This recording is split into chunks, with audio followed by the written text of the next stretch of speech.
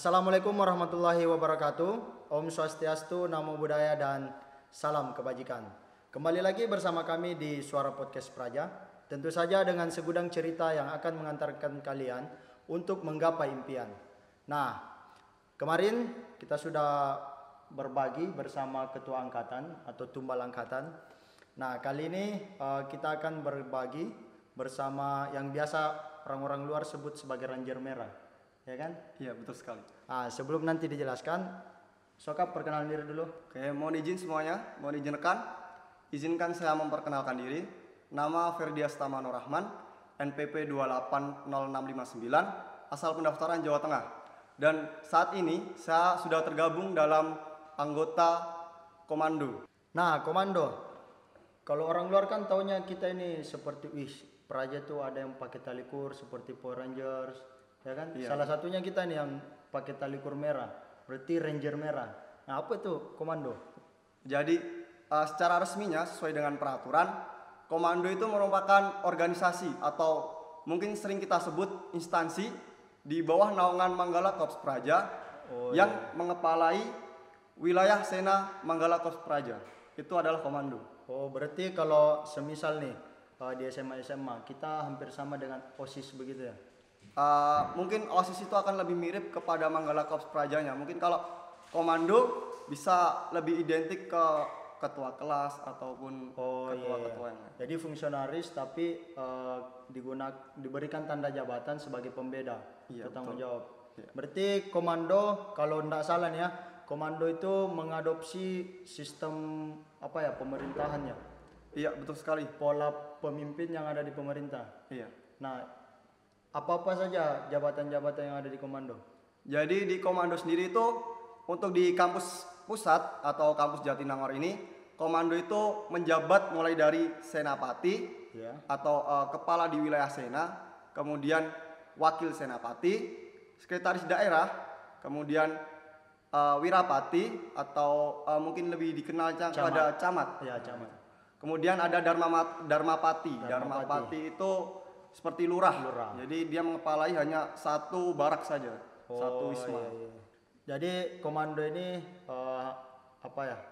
instansi yang mengajarkan kita para praja untuk mempersiapkan diri sebelum terjun nanti di pemerintahan. Betul sekali. Komando itu mungkin wahana yang tepat untuk kita melatih kepemimpinan kita. Betul. Bagaimana kita besok pekerja di lapangan, memimpin di lapangan secara langsung. Nah, berkaitan dengan itu, apa-apa saja tugas komando ini? Jadi tugas komando itu sebenarnya Nindak hanya junior. satu. Oh, tidak seperti itu juga. Ya kan yang tali kur biasa nindak junior begitu. Nah, itu mungkin salah satu hak yang diberikan tambahan oleh sedikit ya. Tambahan sedikit lah. Supaya kita bisa ini ada junior-junior yang agak melenceng nih. Tindak aja lah. Ambil sedikit. Sedikit gitu kan. Sebenarnya tugas komando itu betul. Sebagai kepala di wilayah Sena, Wira maupun Dharma. Itu adalah tugas komando. Bahasa apa itu? Sena, Wira. Jadi untuk sistem pemerintah yang digunakan di organisasi di bawah Manggala Korps Praja ini, ada yang namanya wilayah Sena, Wira dan Dharma. Senapati itu mungkin zaman dahulu menggunakannya wilayah seperti kabupaten. Oh, kalau di luar itu lingkup kabupaten. Kalau Wirapati itu kecamatan dan Dharmapati itu adalah kelurahan. Iya, betul sekali.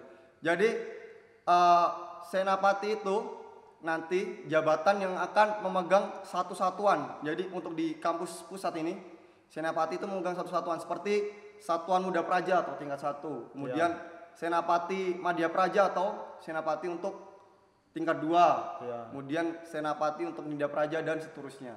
Oh, berarti di sini tiap tingkatan itu dianggap sebagai satu kabupaten. Iya, betul. Gitu ya. Terus tingkat 1 dipimpin oleh satu sena. Iya. Begitu seterusnya. Oh, betul sekali. Ya kan orang luar taunya ini pakai tali kur, Power Rangers kan sering memberantas kejahatan. Makanya dinilai kita tuh cuma menindak. Sebenarnya benar juga sih kita seperti memberantas kejahatan karena mungkin di sini kita membantu untuk menegakkan peraturan. Betul sekali. Belum lagi kan tujuan pokok dari komando ialah membantu pelaksanaan siklus kehidupan praja. Betul sekali. Dan Itu membantu merupakan pengasuh-pengasuh. Ya, betul sekali. Itu merupakan fungsi dari komando. Jadi komando itu memiliki 3 fungsi. Iya. 3 fungsi ini yang pertama adalah membantu dalam pengkondisian siklus kehidupan praja. Betul sekali. Nah, itu. Kemudian yang kedua adalah membantu pemahaman dan penerapan tentang peraturan tata kehidupan praja atau Betul sekali. Petadupra. Petadupra yang biasa dipegang, ya kan? Ya, betul sekali. Kemudian yang ketiga ini yang terakhir fungsinya ini Iya. itu adalah melakukan pengwilayahan dalam lingkungan praja. Betul sekali. Iya. Berarti selain menindak praja tadi ya, sebenarnya ada fungsi-fungsi khusus, ya kan? Betul. Memang jadi komando itu bukan tugasnya cuma menindak adik-adik saja, diks-diks yang nakal-nakal. Memang kita ditugaskan untuk diberikan tanggung jawab membantu pelaksanaan siklus kehidupan praja. Betul sekali. Ya kan? Iya. Nah, kita kan sudah tahu nih tugas komando. Tentu saja setelah mengetahui kan belajar untuk menjadi seorang pemimpin dengan masuk instansi komando, ya kan, menjadi lurah, camat, bahkan bupati. Betul. Ya kan? Nah, gimana nih caranya untuk menjadi seorang komando? Jadi untuk menjadi anggota komando itu memerlukan tahap yang mungkin bisa dibilang tidak singkat. Yeah. Karena kita harus menjalani pengkaderan. Kalau di IPDN ini kita harus menjalani pengkaderan. Pengkaderan itu berjalan selama beberapa bulan. Kalau kemarin yang saya alami ataupun kita alami itu kan kita mulai pengkaderan itu mulai tingkat Nindya Praja. Jadi kita melakukan pengkaderan, ada kumpul-kumpul, diberikan tugas, kemudian diberikan waktu untuk magang atau praktek langsung turun pada satuan junior ataupun satuan kita masing-masing. Oh iya. Berarti nanti pengkaderannya itu atau pendaftaran untuk masuk komando itu dimulai pada saat kita tingkat 3. Iya, kalau kemarin yang kami rasakan seperti itu. Oh iya. Berarti di tingkat 1 dan tingkat 2 kita belum ada ya yang namanya komando. Ya, belum ada karena mulai menjadi anggota komando itu definitif di tingkat 3 Iya, atau soalnya Nindya kan Praja. kalau kita komando tingkat 1 kita mau tindak siapa? Itu nggak ada. Masa kita tindak capra? Ah, itulah. Kan Capra belum masuk. Capra belum masuk. Nah. Capra masih calon. Iya. Ya, betul sekali. Baru kita nindak siapa? Nindak kita sendiri. Nah, itu. Nah, nggak bisa toh. Betul. Nah, selama proses menjadi sebelum menjadi seorang komando pasti banyak suka dan duka. Iya, benar. Iya kan? Memang. Hal yang paling sangat berkesan ketika menjadi seorang komando, baik masa pengkaderan maupun setelah menjadi komando, ketika kamu ini sudah bertugas di satuan Sena ataupun saat kegiatan-kegiatan lah. Ketika pengkaderan, hal yang berkesan sih banyak sebenarnya. Apalagi kemarin waktu pengkaderan itu saya sempat menjadi koordinator di salah satu wira. Koordinator kader. Tapi ada momen-momen mungkin yang spesial lah. Iya. Di salah satu tanggung jawab itu mungkin kita diberi sedikit tanggung jawab yang lebih. Betul sekali. Ya kan? Diberi konsekuensi yang lebih dari tanggung jawab yang kita ambil itu. Oh, tumbal. Guys, Kayak sama kayak kemarin ketua angkatan. bisa dibilang secara tidak langsung seperti itu lah. Tapi ini rananya cuman Kita sebagai saja. kader komando. Betul Ya. sekali. Itulah yang buat berkesan itu, apalagi komando. Komando itu terkenal dengan instansi yang pengkaderannya paling sering kumpul. Wis, moto kita dedikasi Tanpa pamrih. Betul sekali. Itu dia. Oh, ada juga nih. Komando itu bukan sekedar kata komando saja. Iya, betul. Setiap hurufnya berarti, memiliki arti. Nah, K, keteladanan yang paling utama. O, olahraga dan olah-rasa harus unggul. M, Memiliki dedikasi dan loyalitas yang tinggi. A, aktif dan kreatif dalam bertindak.